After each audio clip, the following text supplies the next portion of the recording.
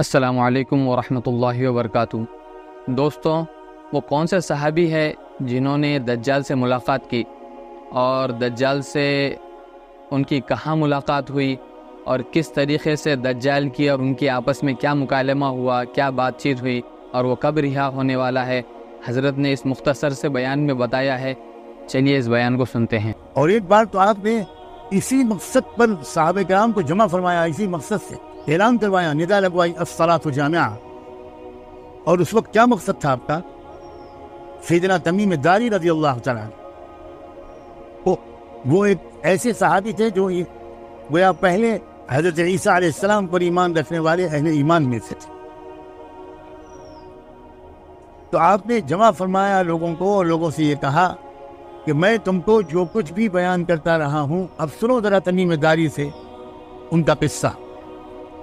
تمیم داری رضی اللہ تعالیٰ عنہ کا جو واقعہ ہے، میں اس وقت آپ کو یاد دلائے دیتا ہوں۔ اس پورے حدیث کے الفاظ تو نہیں پڑھوں گا، نہ اس کا پورا ترجمہ کروں گا، لیکن اس کا کچھ خلاصہ انشاءاللہ پیش کرنے کی کوشش کروں گا۔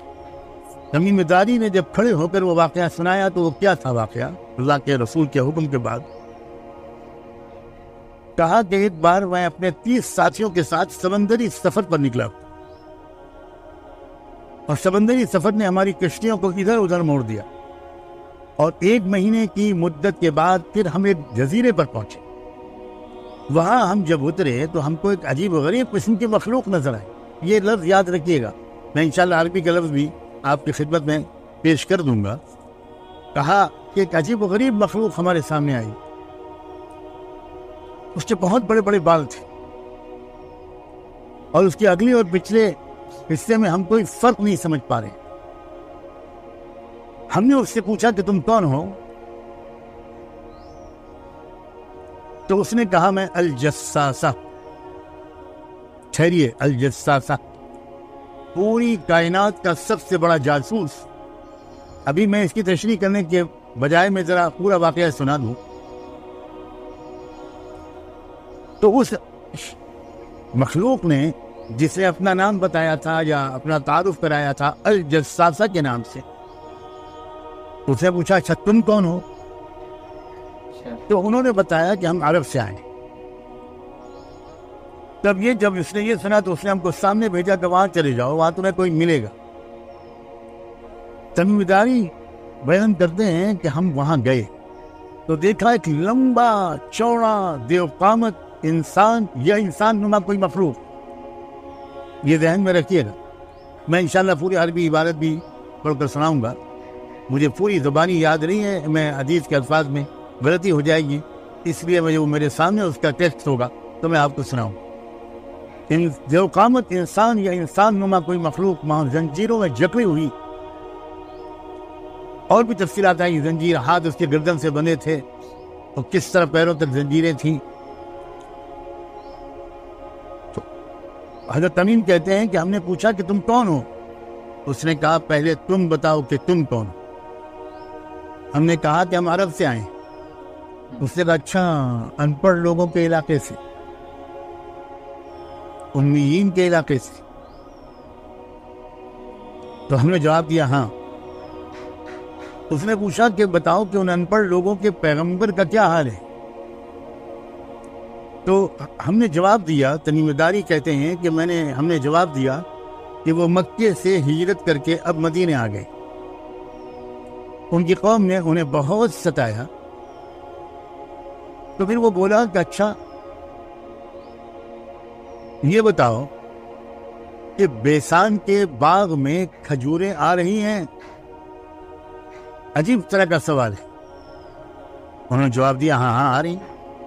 یہ باغ جو ہے یہ سیریا میں گولان کی پہاڑیوں کے نیچے ہے، اور یہ جگہ اس وقت گویا گولان کی پہاڑیاں اور اسرائیل کے قبضے میں ہے۔ وہاں کے بارے میں اس نے پوچھا۔ آپ ذرا خوب دھیان سے سنیے گا کہ وہ کس علاقے کے بارے میں کس معلومات لے رہا ہے۔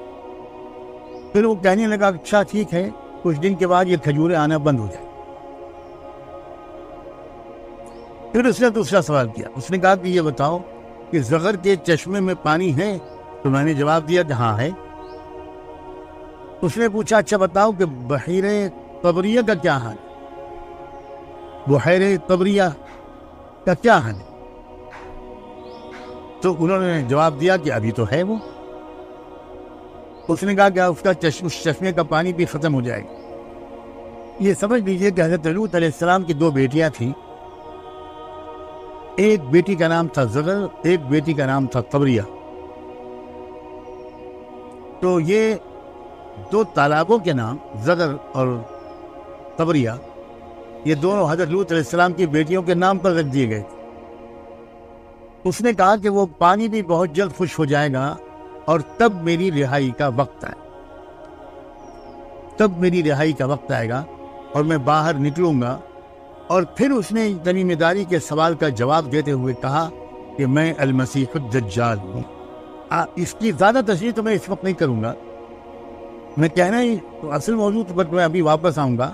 اتنا میں کہہ دوں کہ دجال کے جتنے بھی خیالات تھے وہ صہیونیت کا جو اس وقت مرکز ہے فلسطین اور اسرائیل، اسی علاقے کے بارے میں تھے، اور ان سوالات اور اس علاقے سے اس کے تعلق میں سمجھداروں کے لیے بہت کافی اشارے موجود ہیں۔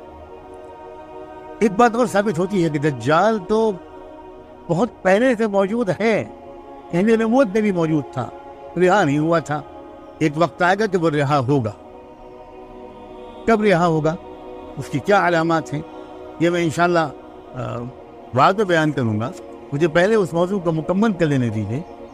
اس تمیم داری کے اس مشاہدے کو اس اہتمام کے ساتھ اللہ کے رسول نے صحابہ کو جمع کر کے جو سنوایا اور بیان کروایا، اس بات کی دلیل ہے کہ علامات قیامت اور بالخصوص دجال کے بارے میں تفصیلی علم ممکن حد تک حاصل کرنے کی امت کو ضرورت، امت میں طلب ہونی چاہیے اور کوشش ہونی چاہیے، اور وقت آ گیا ہے کہ اب اس بارے میں زیادہ سے زیادہ مذاکرے کیے جائیں۔ تو دوستوں، آپ نے سنا، بے شک اللہ اکبر، میرے تو رونگٹے کھڑے ہو گئے تھے اس بیان کو سن کر کہ حضرت تمیم داری رضی اللہ تعالیٰ عنہ نے دجال سے ملاقات کی ایک جزیرے پر۔ اس کا مطلب یہ ہے کہ دجال تو موجود ہی ہے، یعنی ابھی وہ رہا نہیں ہوا اور اس کے رہائی کا وقت بالکل قریب ہے۔ بے شک میرے دوستوں، بالکل یہ وہ وقت ہے جس کے اندر دجال کا سب سے زیادہ تذکرہ کیا جائے اور اس کے تذکرے کو عام کیا جائے۔ اگر آپ دجال کے پورے مکمل تذکرے کو اگر سننا چاہتے ہیں تو حضرت مولانا سجاد نعمانی صاحب کے چینل پر سورہ کہف اور فتنہ دجال اس عنوان سے پوری سیریز موجود ہے، آپ سنیے، انشاءاللہ بہت فائدہ ہوگا، اور ایسی چیزیں آپ کو جاننے ملے گی کہ آپ نے آج سے پہلے ایسی چیزیں کبھی سنی ہی نہیں ہوگی۔ ملتے ہیں ایک اور ویڈیو کے ساتھ، جب تک کے لیے اپنا خیال رکھیے، اپنے ایمان کی حفاظت کیجیے، اپنے ایمان کی فکر کیجیے۔ اللہ حافظ۔